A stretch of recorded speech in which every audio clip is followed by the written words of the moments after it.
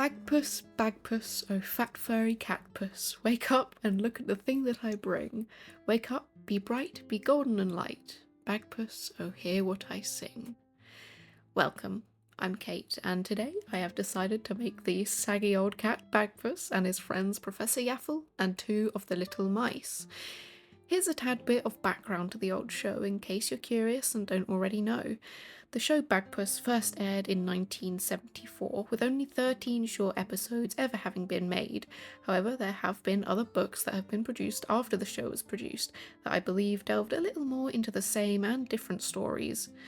The show was made in a stop motion style, with Bagpuss being an old cat teddy and the star of the show. Although I can't show you, the stop motion was a little choppy with a sort of old charm to it, and episodes followed the same pattern. Emily, the owner of the so-called shop, brings something old and lost in. The characters, including Bagpuss, Professor Yaffle, Madeline, Gabriel and the mice, would come to life to repair the item, and tell stories about them, usually in the form of a very sweet song sung by Madeline the ragdoll and Gabriel the toad. They'd fix the item, placing it on the windowsill, and then old Bagpuss would fall asleep and they would go back to their positions. As a young child, I'll be honest, I didn't watch Bagpuss all that often due to my sister being, I believe, a little bit scared of it, but when I did watch it, I loved it. And then as I grew older, the memory of it faded until recently when I went on a little trip with my family and headed into a tiny shop, and there Bagpuss was, clinging to a window. It was one of those little suction toys. And that's when I remembered the show and honestly became a little bit obsessed with it at my big age and watched all of the episodes. I even watched them as I was sculpting this to remind me and to get me sort of in the mood. I'll admit, it's a little behind my time and all considering I'm from 2006. I hope that doesn't make some of you feel too old, but thanks to my parents and most likely my grandparents, I got to experience this very cozy, sweet show, and hopefully I can pass it on in my time too, whether that's to you if you've never heard of the show or others. If you did watch the show, then hopefully this video can feel a little bit nostalgic for you. Sorry for the long introduction there, let's get into actually telling you what I'm up to. Here I have these little glass hemispherical objects called Cabochons, which I paint on the flat side of to create the look of eyes. As subtle as they are, old Bagpuss's eyes are blue, so that's how I paint them, before securing them into the clay and also then wrapping some clay around them to make the eyelids and also to make the Cabochons look just a little bit smaller. As it ends up a little dark, it doesn't have that signature following look that Cabochons give, but that's alright since it does give that glass eye effect that those toys can have. Using the super Sculpey polymer clay, I add more to the face, including adding some lumps for the eyebrows and also making two little cat ears that I can secure on the top of the head. Let me know down in the comments if you've ever watched Bagpuss. I'm curious to see how many of you there are. I doubt too many people my age have, but I guess that doesn't really matter too much considering the fact that no one my age even watches my videos. And I'm also curious about something and want your opinion. I'm thinking of making a very slight, subtle switch in how I make my videos. If you've watched this one and my previous one on the Crane Wives, you may have already noticed the change. I like talking about things that are really interesting in the form of slight storytelling.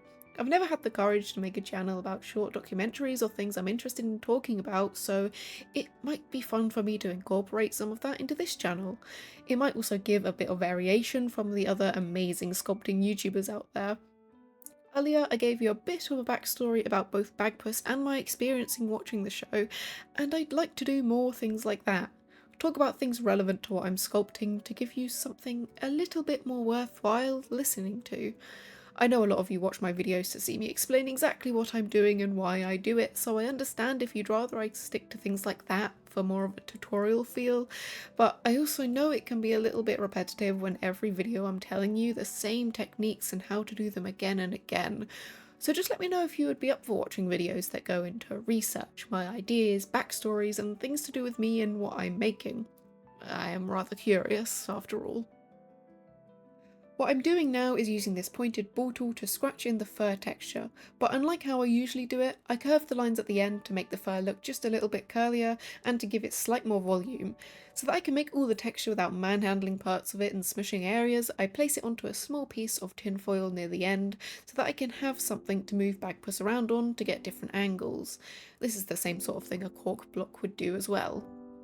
Bagpuss can usually be found sitting on a nice comfy looking pillow.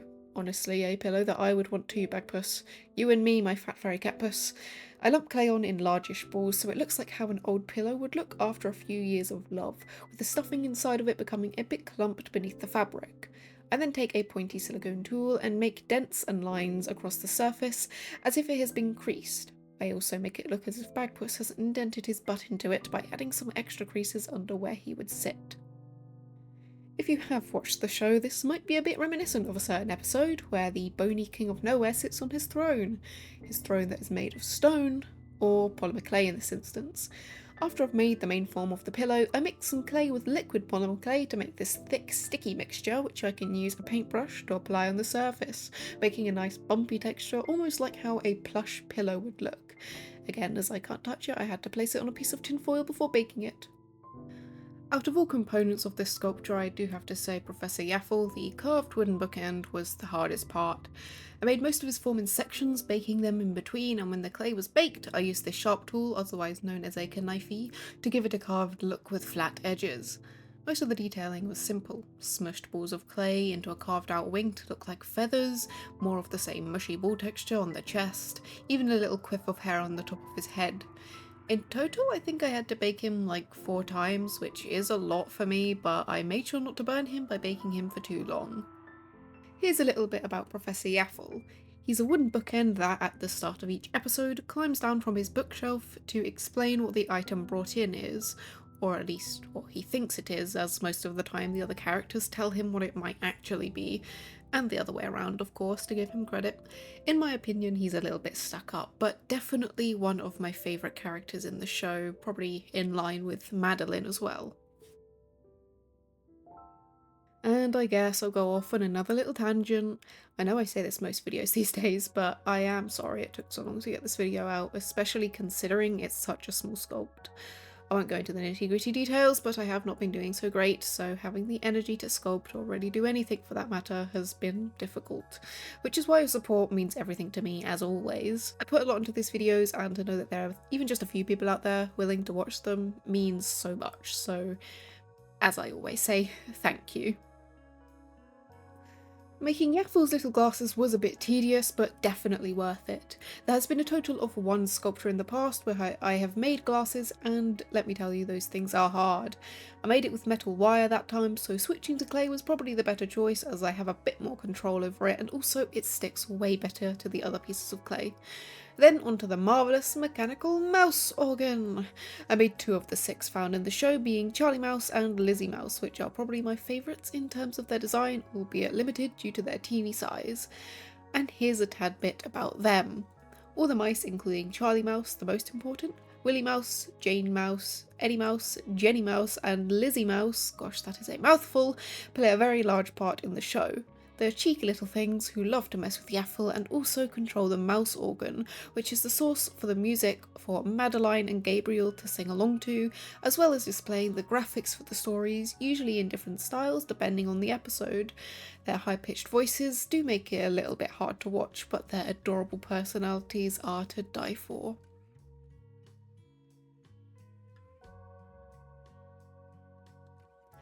After fixing up Yaffle a little bit more, head on to making the base. As usual, it starts with tinfoil, you know the drill, and then I add a nice thin sheet of clay over it after the clay glue. In the past I have used little wooden plaques to make wood-like bases, but this time I'm going to make my own, as I have also done in the past, as it's easier, plus I won't have to spend money to buy another, always a win for me. I use the pointed tool that I used on Bagpuss to scrape the new wood grain, before positioning the characters so I know where I should place them after texturing the carpet by using the same mixture I used for our old cat's pillow back there, and I layer it on nice and thick. This poor paintbrush has been through a lot. I can't really get the clay glue out of it, so it's always been a bit sticky since I first used it years ago, but I guess that's why it's the best brush to use. I slam up and down the brush into the clay so that the liquid clay mix stands up slightly, so it's like a rough texture like old carpet, before gluing on each of the characters right where I put them before. I then cut out a little plaque in the shape that the title of Bagpuss is in, so that I can write the logo on it in paint later. I sanded down quite a lot so it's nice and smooth too. I also want the books to surround the lot, as if Yaffle accidentally pushed them down on his way to see what item they have been given. They're quite small, of course I couldn't do larger books as I wanted it to be books that were in relation to their size. I make sure to place these down and space them out nicely so that they stick to the base, as well as placing the plaque for the lettering on the front, as well as adding to the sort of old look that the sculpture has.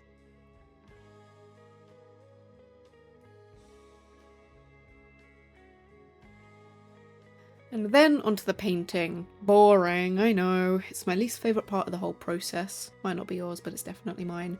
My hands are so shaky, so it makes it really hard to do efficiently now. I start by painting off the base, giving it this orangey brown colour for the wood, and then dry brushing a lighter colour on top to give it that wood sort of texture. In the show, the colour of the carpet can be a bit random at times, and it was quite difficult to figure out what colour to do it, but I ended up with this lovely cyan sort of colour, which I think is probably the most fitting colour I could have chosen, considering the contrast with the other colours on Bagpuss, Professor Yaffle and the mice, as well as giving that sort of vintage look. Of course, I dry brush on top of that too. Due to reference images being a little skewed in terms of colour, figuring out the shade for Yaffle was hard, but I ended up choosing a very vibrant orangey brown for the base of it, kind of similar to the colour of the base, which I then darkened by using a wash of darker brown on top, which will end up sinking into all the crevices and giving it some automatic shading. It takes a little bit for this to dry due to how watered down the paint has to be, but once it is dry, I dry brush a much lighter brown on top to highlight the feathers and give it a bit of depth and interest. Like Bagpuss, he has bright blue eyes, which I then mostly cover up with a big pupil. As I do with all metals, I paint the undercoat black and then silver on top to make the glasses look, of course, silver.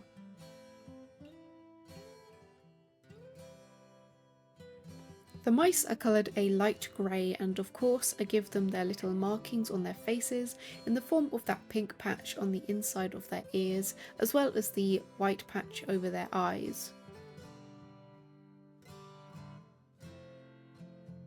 Charliemouse is the one behind, which I give the white and blue checkered pattern pyjama look to his outfit, and the lines I do have to say on it were quite a bit tedious.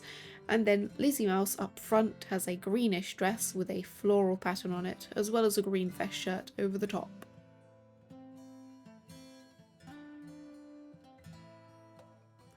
As to not clash too much with the other colours, I choose two colours that haven't really been used too much for the books, red and green. Of course, before I do that though, I paint the pages in between the book covers.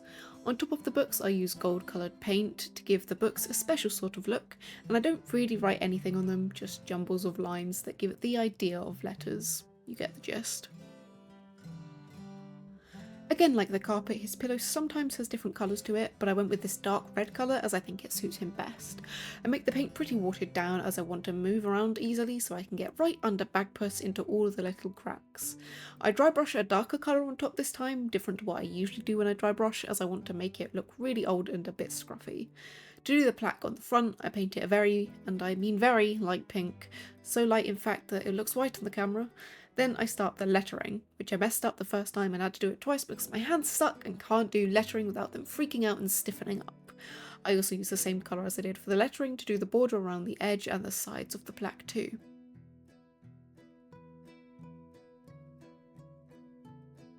Then onto Mr. Fat Furry Catpuss himself. Paint the inside of his mouth black so it looks like the gaping hole that is his maw, and of course I have to clean it up as I got a little bit messy with it.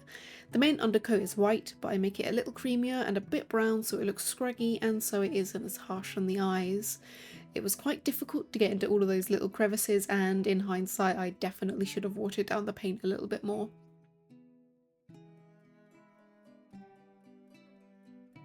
Of course, we all know him for his pink stripes, which I make sure to evenly space out. I've tried to get the right number of them, but honestly I did just kind of wing it and see how it'd look if there were too many or not enough, and it just looks about right to me. So that I could get past all the lumps on his fur with no problem, I did have to water the paint down just enough so that I could manipulate it easily without it being too watered down that you could still see through the colour. Along his body the stripes do go in sort of different directions, so lining them up was difficult, but in the end I do need to just remember that this is a saggy old cloth cat that is a teddy. Of course there are going to be scenes where the lines kind of clash together in the wrong direction, so yeah, put my mind at ease once I realised that. There were a few times during the process where I did doubt myself and look at it and think it just doesn't look right, it looks a bit weird, but once I got all the lines down I definitely think it looks a bit better.